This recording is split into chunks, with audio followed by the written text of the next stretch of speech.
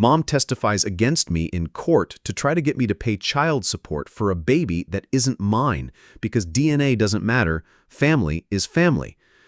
But months later, I finally revealed my ex-wife's disgusting truth, and Mom is mad. PC, the entire family is distancing themselves from her, and my own dad wants to divorce her.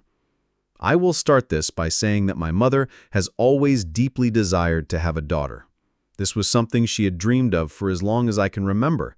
Her excitement was palpable when she and my father discovered they were expecting their first child, which happened to be me. However, everything changed the moment she learned I was going to be a boy. She was extremely disappointed, and this disappointment wasn't something she kept to herself. In fact, she has recounted this story to me on numerous occasions throughout my life, making it clear that she had always wished for a different outcome. My parents did plan to have more children, since my mother in particular had her heart set on having a daughter. Unfortunately, life had other plans.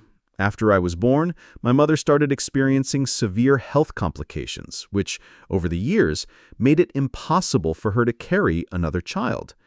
The idea of never being able to conceive again was devastating for her. I could only imagine the emotional weight of that loss, and it's one I think she still carries to this day.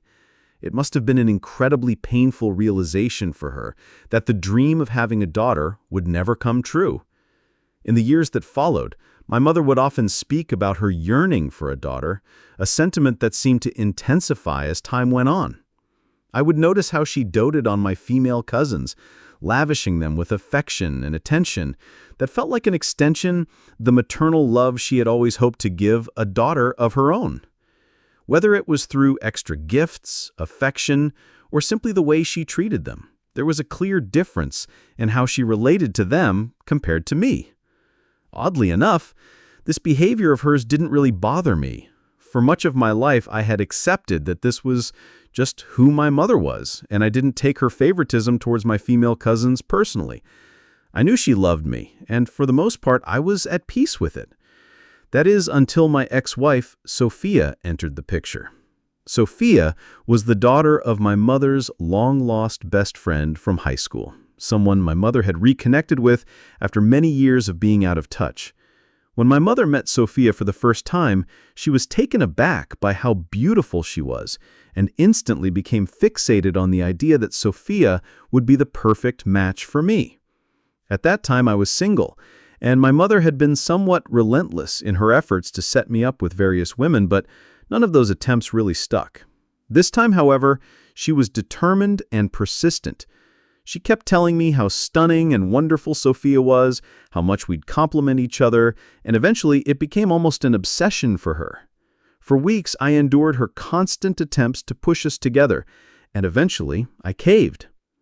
Honestly, at that point, I agreed to the blind date more out of a desire to quieten my mother than out of any real curiosity or interest. I just wanted her to stop talking about Sophia and let me go about my life. When I finally met Sophia, my first impression matched everything my mother had told me. She was, without a doubt, incredibly beautiful, but as the evening progressed and we got to know each other a little better, I realized there wasn't much substance beneath her beauty. One of the first things I always try to learn about someone is what drives them, what their goals are, and what dreams they have for their future. When I asked Sophia what she wanted to do with her life, her answer surprised me. She told me without hesitation that her dream was to be a stay-at-home mom. That's when I felt a sense of discontent. It's not that there's anything wrong with wanting to raise a family, but at that point in my life, I had very different ambitions. I wasn't even thinking about having children anytime soon, and I expected to be with someone who had aspirations beyond just starting a family.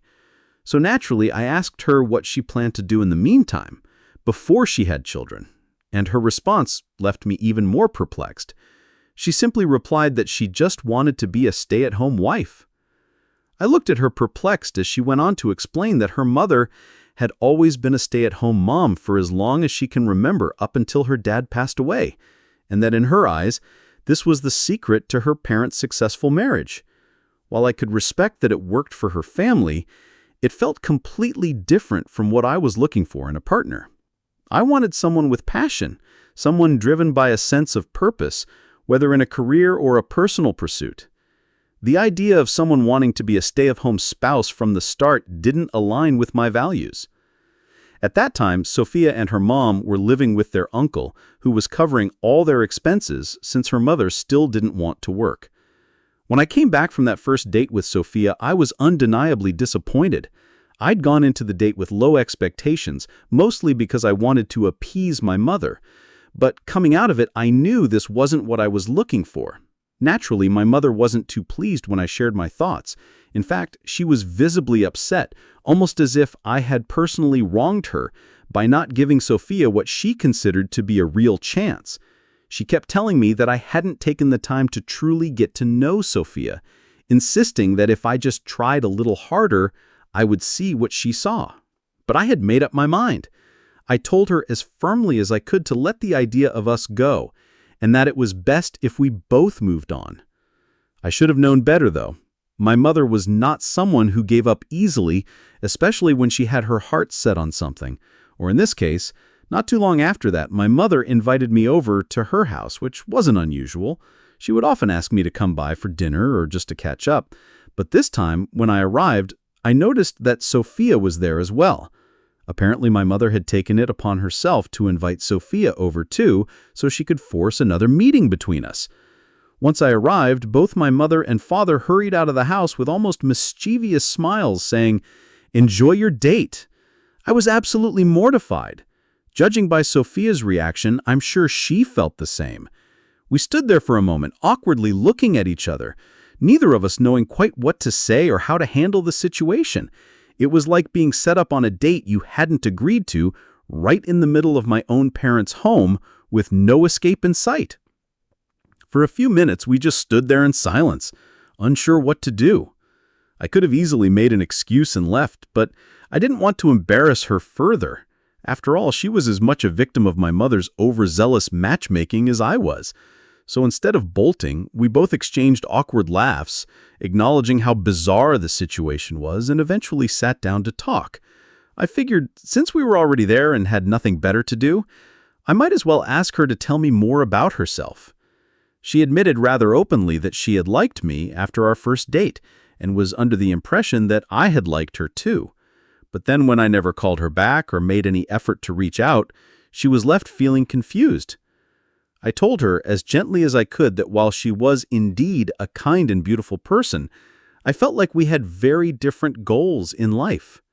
Since she desired to be a stay-at-home wife, Sophia then explained to me that her intention wasn't just to sit around the house doing nothing, even if we didn't have children right away.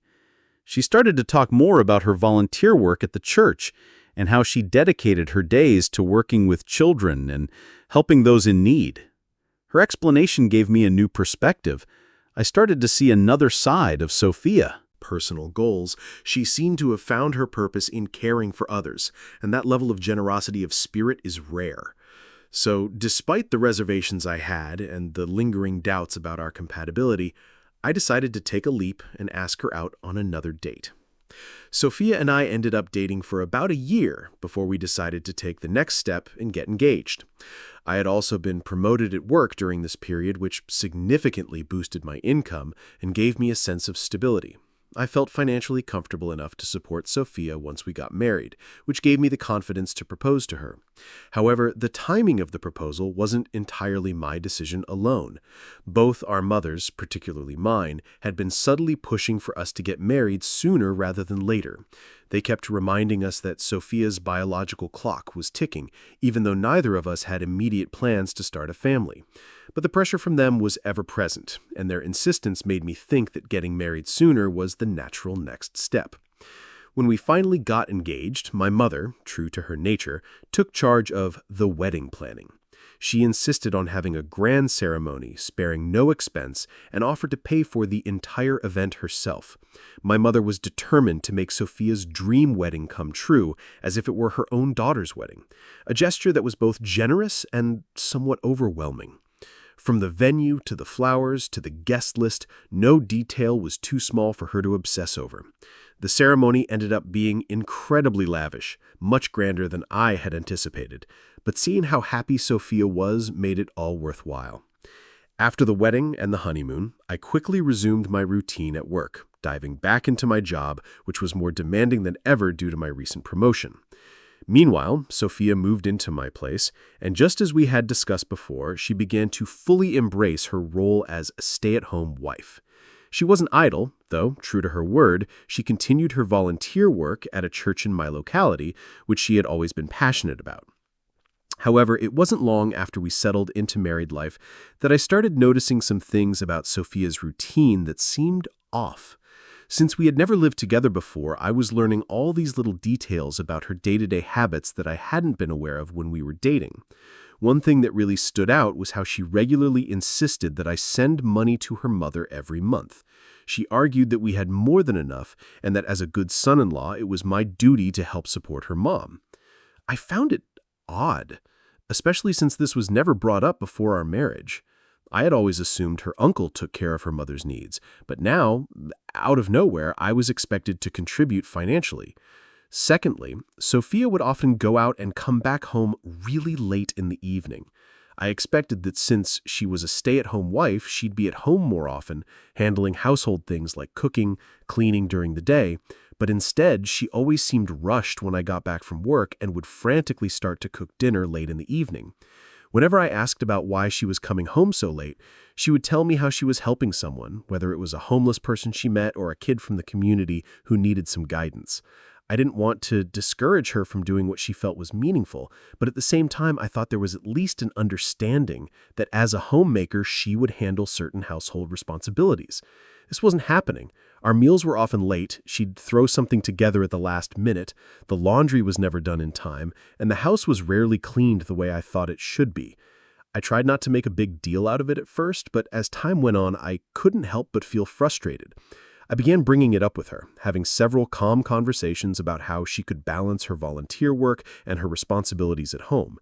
Each time, she promised me she'd change and do better. But the pattern never changed. It was always the same story. Late dinners, chores left undone, excuses about how busy she had been helping others. One weekend, when she was once again out volunteering, I decided to go surprise her at the church where she said she volunteered. I thought maybe it would be nice to spend some time with her in her element, and I figured I could even lend her a hand if she needed help with anything. When I arrived at the church, I asked around for Sophia, expecting to find her in the middle of her volunteer work. However, the people at the church seemed confused when I mentioned her name, and after asking several people, it became clear that my wife had never volunteered there. In fact, no one knew who she was. I felt a knot form in my stomach as I processed this. For months after our marriage, Sophia had been telling me that she spent her days at this particular church volunteering, but now I was hearing that she hadn't even set foot in the place. I kept trying to convince myself that maybe I had made a mistake. Perhaps I had misunderstood the name of the church, or maybe she volunteered somewhere else nearby. Later that evening, when she came home, I decided to play it cool.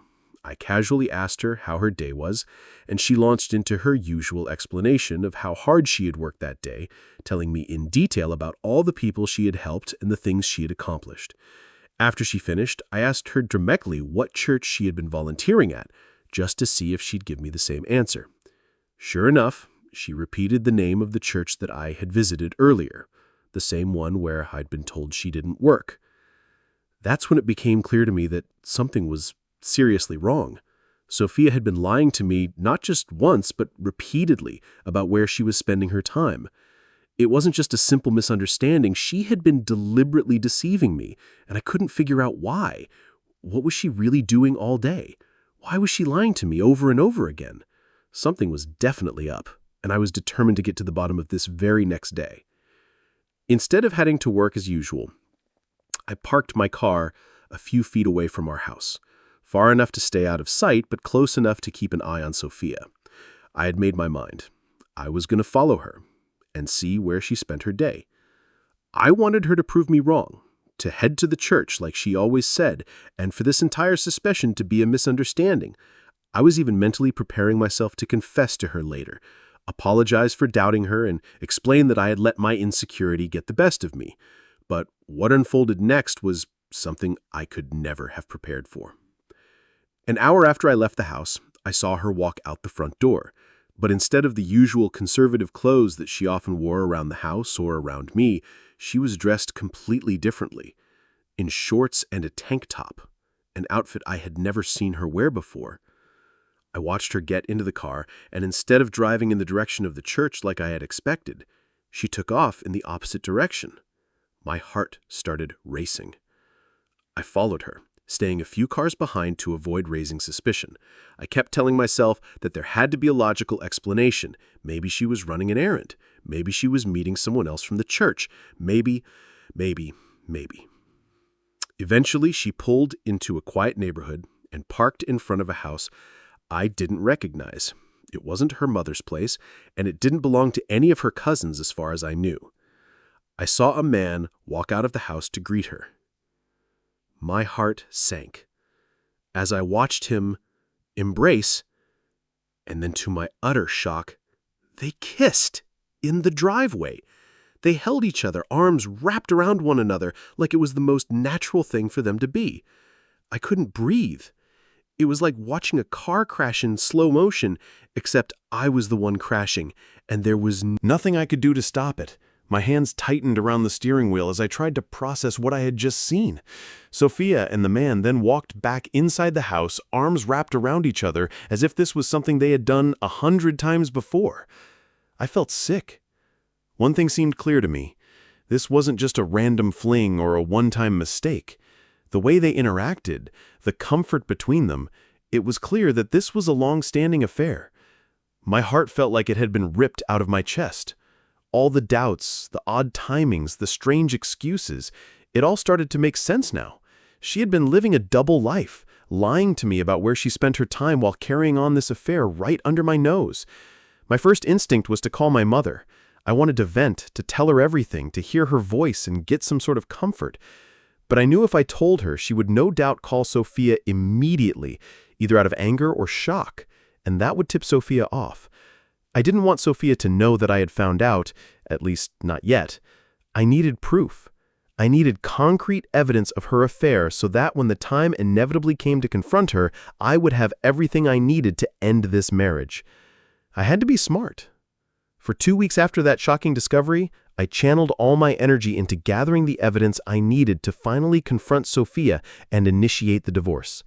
During this time, I met with a lawyer to ensure that my assets would be protected as much as possible when the divorce went through. I knew that Sophia and I didn't have a prenuptial agreement, and I wanted to make sure that the fallout from this betrayal didn't leave me in financial ruin. The evening I finally confronted Sophia felt surreal. I sat her down calmly, told her that I knew about her affair. She looked shocked at first and even tried to argue, to deny what I was saying, but I had come ready for this one. One by one, I presented her with all the evidence I had collected over the past month. Photos of her with the man, screenshots of their text messages I had collected from her phone, and even records of the days she had lied to me about being at church. With every piece of evidence I revealed, she knew there was no way to talk her way out of this. Finally, begrudgingly, she confessed. She admitted that the man she was seeing was her high school boyfriend, which I had already figured out after doing some research and finding him on Facebook. She tried to downplay the entire affair, saying that she was just being stupid and that she was just fooling around with him. Nothing serious, she insisted. She didn't intend for things to go as far as they had. I wasn't buying it. I looked her in the eyes and firmly told her that I was going to divorce her. She was stunned. I think in some part of her mind she believed she could talk her way out of it, that I would somehow forgive her or be swayed by her excuses. But when she realized that I was serious, she tried to fight it. She begged me to reconsider, saying that she could change and that we could work things out. But her pleas fell on deaf ears. I knew that if I stayed, I would never be able to trust her again. I calmly told her to pack up her bags and leave. To make sure there would be no confusion or attempts to manipulate the situation with our families, I created a group chat with my parents and Sophia's mother. In the chat, I laid out everything clearly. I sent all the proof of Sophia's infidelity, the photos, the text messages I'd collected from her phone, and even records of the days she had lied to me about being at church. With every piece of evidence I revealed, she knew there was no way to talk her way out of this. As expected, the reactions were intense. My mother was absolutely livid, outraged that Sophia had betrayed me. But at the same time, she and Sophia's mother couldn't help but beg me to reconsider my decision. Despite the undeniable evidence of Sophia's infidelity, they pleaded with me to find it in my heart to forgive her and give her another chance. Thankfully, my dad stood by my side. He reassured me I was making the right decision and that no one should stay with a cheating partner no matter the circumstances. He told me I deserved better and supported my decision to move forward with the divorce. A week after I filed for divorce, Sophia and her mother showed up at my house unexpectedly. Sophia revealed to me that she was pregnant with my child. My immediate reaction was disbelief. I outright refused to accept that I was the father, given her affair. Sophia's mother lashed out at me, accusing me of ruining her daughter's life by not accepting responsibility for the baby and divorcing Sophia so suddenly. She made it seem like I was the one being cruel. Later, my own mother doubled down on her pleas. She talked to me about how children can change everything in a marriage, about how having a baby could bring Sophia and me closer, as if the pregnancy was some kind of magical solution to the infidelity. She told me that Sophia had promised to never cheat again, and I needed to consider the child's future, not just my pride. She made me feel like the bad guy for choosing to walk away from a marriage where the trust was gone. When I still didn't give in to her reasoning, my mother in her desperation threatened to testify against me in court when the time came, especially if the issue of child support arose. She said that she would make sure I paid for the baby, regardless of whether or not it was mine. DNA doesn't matter. Family is family, she argued, implying that she didn't care who the biological father was. She was determined to claim the child as her grandchild, even if it meant going against me in court. And that is exactly what she did. True to her word, my mother testified against me during the divorce proceedings, which was one of the most painful betrayals I've ever experienced. My lawyer and I fought hard to make sure that the court understood that Sophia had been unfaithful and that there was a very real possibility that the child wasn't mine. But my mother and Sophia's mother testified that Sophia's affair wasn't anything sexual, downplaying her infidelity as if it had been some sort of an innocent mistake. They even argued that because Sophia and I had been intimate just weeks before our separation, right around the time I had discovered her affair, the baby must be mine. Only thankfully, in the end, the judge ruled that they couldn't make any final decision regarding child support or paternity until after the baby was born and a proper paternity test needed to be conducted.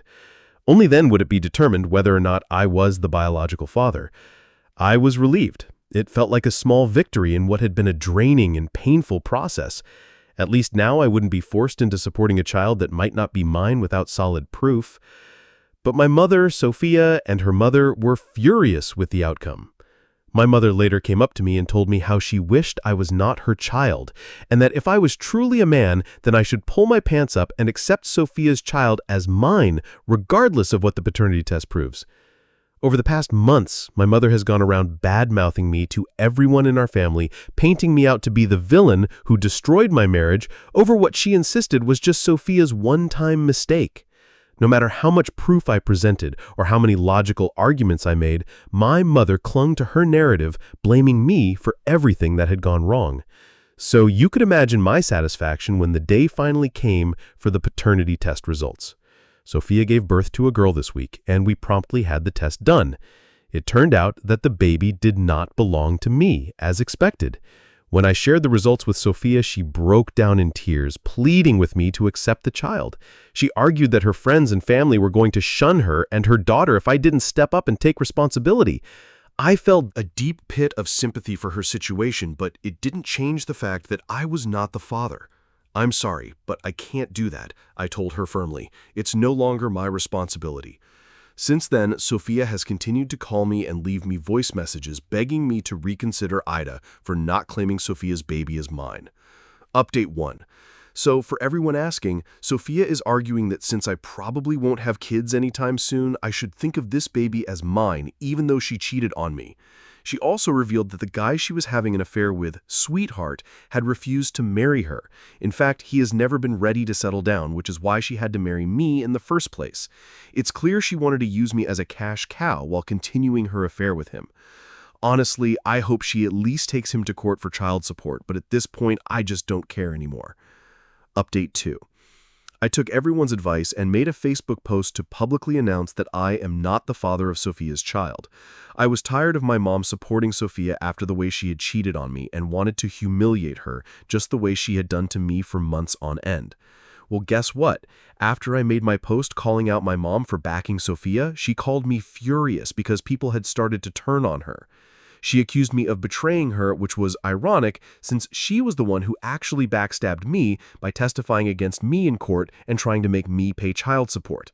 A lot of my mom's friends and relatives had actually believed her at first, but now with the paternity test results in, it is clear that my mom was wrong about Sophia. People are calling her out in the comments of my post as well as to her face, telling her she needs to be a better parent to me and how I am the actual victim in this situation. After my mother called to yell at me, she and Dad ended up having a huge fight. He was fed up with her constantly bullying me and threatening to leave her if she didn't drop her crazy idea of forcing me to accept Sophia's child, even though it's not mine. Update 3. It's been 5 months since my last update. My parents have decided to separate this past month. This is because my mom has refused to change and has even started calling herself grandma to Sophia's baby. She's been giving Sophia money every month and even volunteers to babysit her child. It seems like she's finally living out a dream of having a long-lost daughter just like she had always wanted. However, my dad has grown tired of this as he feels this is borderline inappropriate and wants nothing to do with Sophia or her child. This has resulted in multiple fights where my mother has refused to take accountability. As a result, my dad has moved out and has been staying with me. It breaks my heart that my mom was choosing to focus on my cheater ex-wife's daughter over her own family. Anyway, my dad will be talking to a lawyer this week and moving forward with the divorce.